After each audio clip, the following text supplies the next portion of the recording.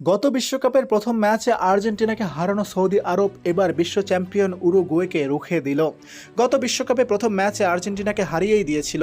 এবার লাতিন আমেরিকার আরেক পরাশক্তি উরুগুয়ের বিপক্ষে প্রথমে এগিয়ে গিয়েছিল সৌদি আরব, সেই লিড ধরে রাখতে পারেনি।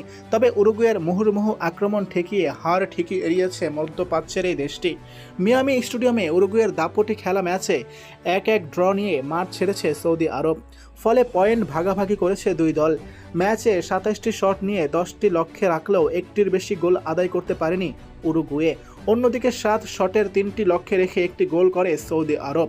শক্তিমত্তায় এগিয়ে থাকা দলের জন্য হতাশার এক রাতই গেল। স্পেনকে গোলশূন্যে রুখে দিল কেপ ভার্দে, মিশরের সঙ্গে ড্র করল বেলজিয়াম, এবার সৌদি আরব ড্র করল উরুগুয়ের সাথে। মিয়ামি স্টেডিয়ামে প্রথমার্ধে প্রায় সমানে সমান লড়াই হয়েছে। অবশ্য প্রথম 10 মিনিটে নিয়ন্ত্রণ ছিল উরুগুয়ের হাতেই।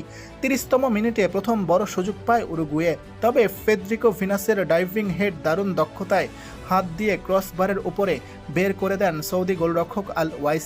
ম্যাচের 41তম মিনিটে এগিয়ে যায় সৌদি আরব। কর্নার থেকে চমৎকার বল ভাসিয়ে দেন আল জুয়াইব। বলটি পেছনের পোস্টে থাকা আব্দুল হামিদের কাছে পৌঁছায়। সেখান থেকে তিনি শক্তিশালী শট নেন উরুগুয়ের গোলরক্ষক মুসলেরার দিকে। মুসলেরা প্রথম শটটি ঠেকাতে সক্ষম হলেও বল পুরোপুরি ক্লিয়ার করতে পারেননি। সুযোগ বুঝে দ্রুত বলের কাছে পৌঁছে যান আল আমরি। রিবাউন্ড থেকে সহজ টোকায় বল জালে পাঠিয়ে সৌদি আরবকে মূল্যবান লিড এনে দেন তিনি। দুর্দান্ত কর্নার রুটিন এবং আল আমরির ক্ষিপ্রতায় গোল করে ম্যাচে 1-0 ব্যবধানে এগিয়ে যায় সৌদি আরব। দ্বিতীয় আর্ধের পুরোটাই বলতে গেলে খেলেছে উরুগুয়ে, একের পর এক আক্রমণ করেই গেছে। তবে সৌদি গোলরক্ষক আর রক্ষণে বারবার আটকে যাচ্ছিল আক্রমণগুলো। অবশেষে 80 মিনিটে এসে ডেডলক ভাঙেন ম্যাক্সিমিলিয়ানো আরাউহো। প্রথমে ভিনাসের হেড থেকে আসা বল দুর্দান্তভাবে ঠেকিয়ে দেন সৌদি গোলরক্ষক আল ওয়াইস, তবে বলটি বিপদমুক্ত করতে না পারায় তা গিয়ে পড়ে আরাউহোর সামনে। সুযোগ হাতছাড়া করেননি এই উইঙ্গার।